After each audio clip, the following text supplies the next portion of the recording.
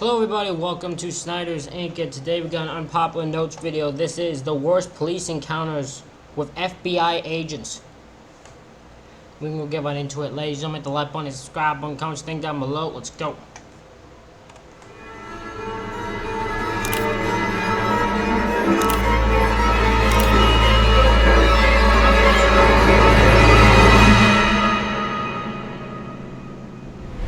The agent chasing corruption.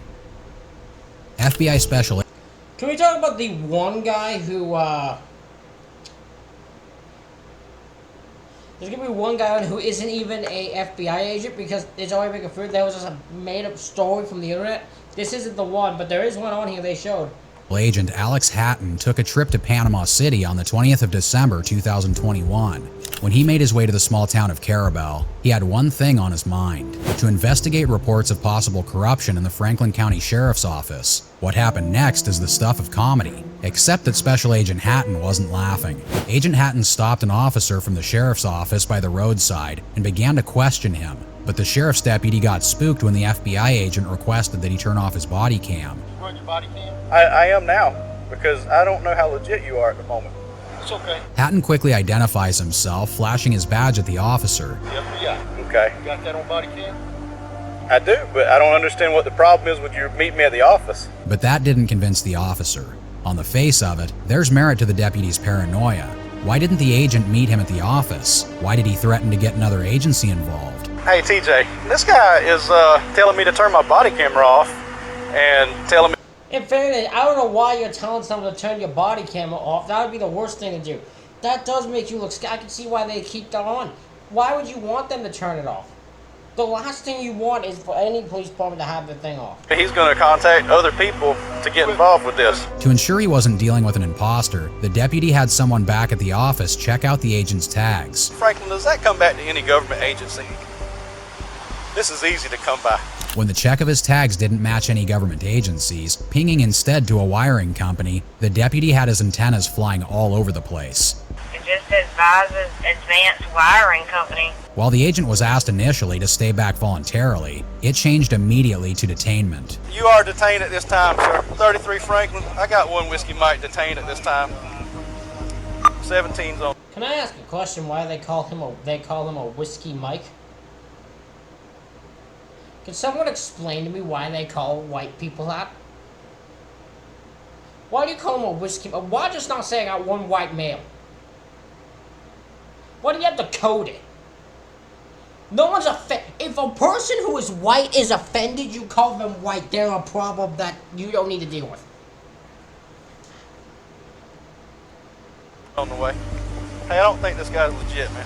Hatton is uncooperative, refusing to provide his driver's license until he was forced to produce it. So you're forcing me to give you my driver's license? That's what my captain just asked me to get it from you. At this point, the deputy indicated that he hadn't seen a badge from the agent, and the agent quickly whipped out his agency badge. No, sir. I haven't seen a badge.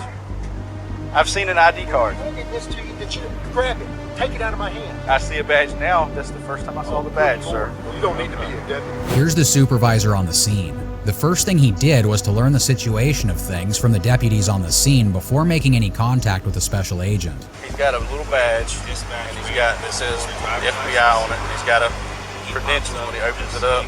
This is his license. After listening to the situation so far, the supervisor had no qualms about placing the special agent Hatton in handcuffs.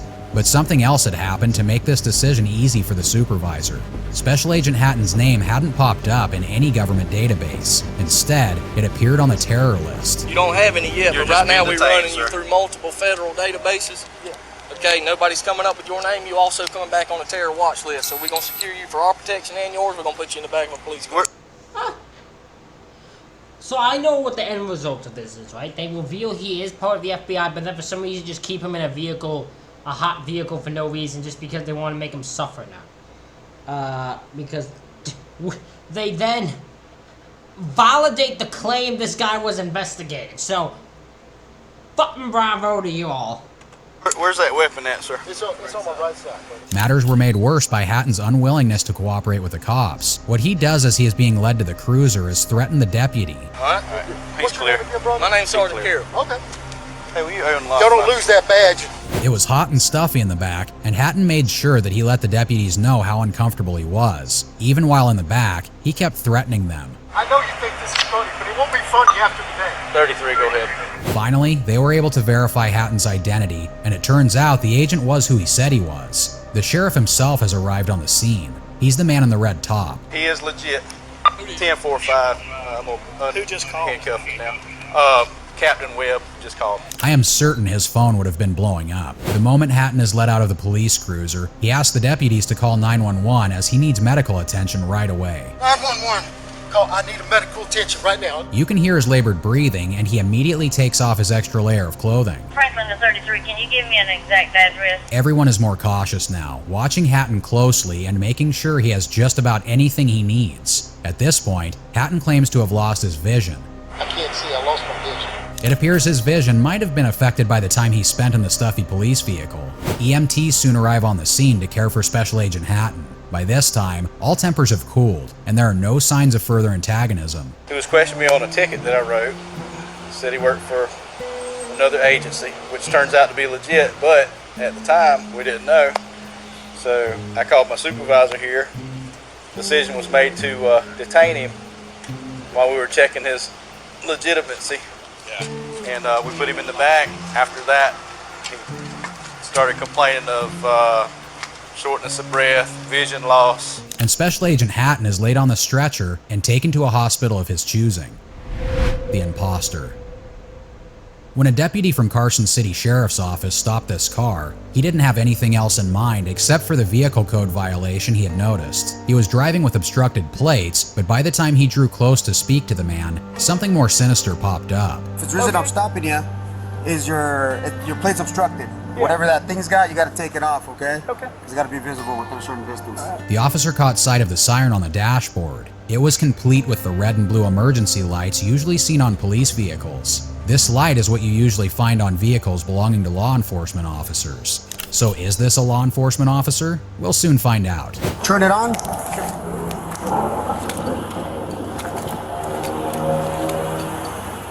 He's asked if he's a law enforcement officer, and he replies in the negative and explains that he is a security contractor. Contract work, so I have to have one.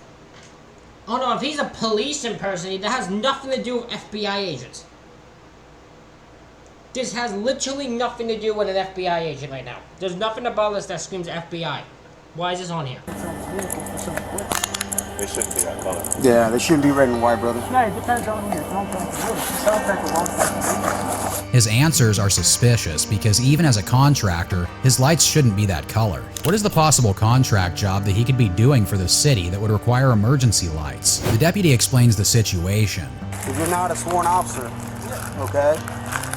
Red and blues are no go. Sure, when you're contracting with the government, it depends on the contractual obligations. In the state of Nevada, a private citizen is not allowed to have red and blue emergency lights on their personal vehicle. Only sworn officers can have that. You're not allowed to have red and blues on your personal vehicle. That's against. Not in your capacity. If not, NRS. not if I'm going around. In the state of Nevada. In the state of Nevada, you cannot have red and blue on your vehicle. Okay. This is where we learn that the suspect has a contract with the Department of Justice and the FBI. You have this. This is great. Sure. You know what I mean? So who issued this to you? My former employer. Your former employer? So you used to work for the FBI at one point? I've contracted with the Department of Justice and the FBI. But something is a little off as he goes on to explain that his primary job is at Southwest Gas, but he also owns a cybersecurity program and works as a private investigator as well. I'm a contractor for...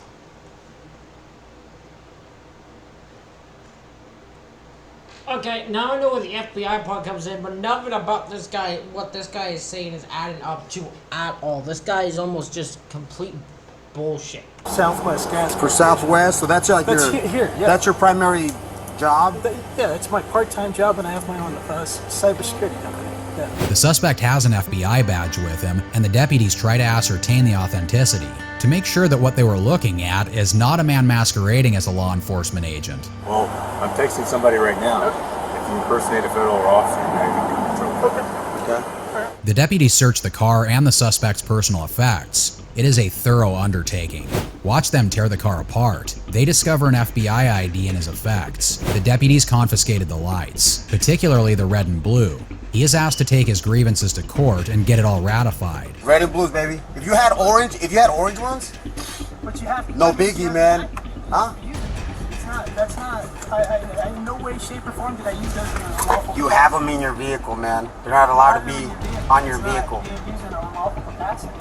That's what I'm telling you, man. You know what I mean? You have your day in court, you can tell them whatever.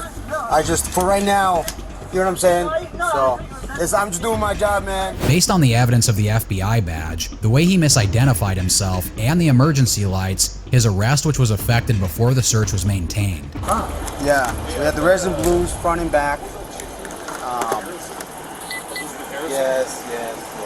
But he tried to say he was a contractor. The wife beater. Richard Trask wasn't just any FBI agent. He was the public face of a kidnapping scandal that rocked the FBI and the state of Michigan in 2020. In that story, he led the FBI team that arrested the conspirators, but here, following a domestic issue with his wife, Agent Trask is the one facing an arrest. Aggravated domestic is what you get when couples fight, or rather when one spouse is beaten black and blue by a partner who has received the highly rated physical training in Quantico, the FBI school. On July 18, 2022, the police arrived at the home of the notable FBI agent following reports of domestic violence. He was accused of beating and choking his wife, who was forced to call the cops. You can hear one officer say, "We don't know if he's armed." And in a case like this, it's a legitimate worry, as the man they've come to arrest could be equally as dangerous to them. They must tread carefully.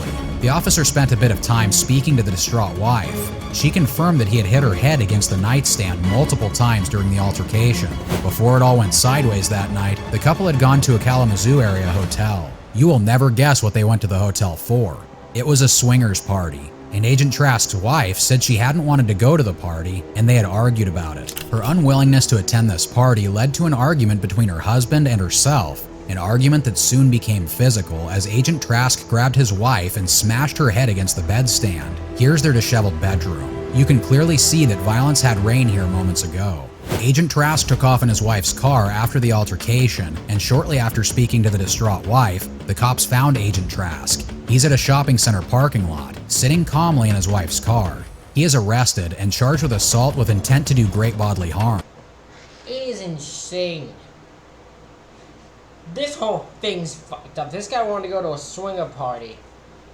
He then got told, the wife said, "No, I'm not going to that." He got physical and attacked her and slammed her head against the nightstand. What a fucking asshole. This isn't the only reason to wonder what sort of FBI agent Trask has been. This further opened a can of worms as a disturbing trend was found on one of Agent Trask's social media accounts. He had posted memes and wrote quotes that were anti-Trump and mocked COVID denials. This new development means that Agent Trask, who had been the lead on the conspiracy to kidnap case against the Militia 4, can no longer be involved in that trial anymore. He was fired in September. Drunk and loaded. Agent Ruben Manuel Hernandez isn't a newbie or a rookie. He's a 35-year-old man with 8 years under his belt as an FBI agent. The officer had maintained a spotless record until now, when he is entirely undone by having... Okay, so this guy, the one guy in red, the red t-shirt guy isn't on here, okay. Because I was going to say, I was like, that's not a real FBI agent. Having just a little too much to drink. The FBI agent from Las Vegas arrived in Grand Rapids with his partner in December 2016 for an investigative assignment, but their focus was rather on the Sensations nightclub in Grand Rapids, where they had a little too much to drink. While returning from the nightclub alone, he encountered police and simply opened fire on law enforcement officers. Watch as cops quickly arrest the man who was shooting at them, only to find out that he has a badge on him. Federal Bureau, he's an FBI agent. FBI agent, sir. When I hurt you, sir. Believe me, sir. He's lying flat on his stomach now, crying pitifully, and repeatedly saying, "I am so sorry." I'm so sorry, sir. I am so sorry, sir. Here's his partner, John Salazar, at the Grand Rapids police station later that night to pick up his friend. What I'm trying to just verify is make sure who you have, basically. Officers question Agent Salazar about the night, and you can see the moment when Agent Salazar sees the picture of his partner. What the? Oh my gosh, okay, that is Ruben Hernandez. Yes, sir. Looking at Agent Salazar, one would think he was playing a classic game of who was more powerful here. He wasn't ready to give the police any meaningful information as he was being questioned. Listen, I'm not going to answer anything right now. I have no idea.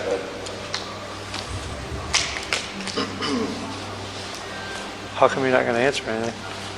Well, I mean, I got to wait for, I'm talking to my superiors and everything else. The cops were disappointed as they noticed something else in Salazar's demeanor. He might be just as drunk as his partner, and right now, he has a gun on him, just like Agent Ruben Hernandez earlier. Here's why this is a huge issue. A drunken person, whether an agent or a regular citizen, shouldn't be driving and should under no circumstances carry a firearm. Agent Salazar is made to take the breathalyzer test. He hits a .116 when he took the test and is certified drunk since the legal limit is .08. 116 at...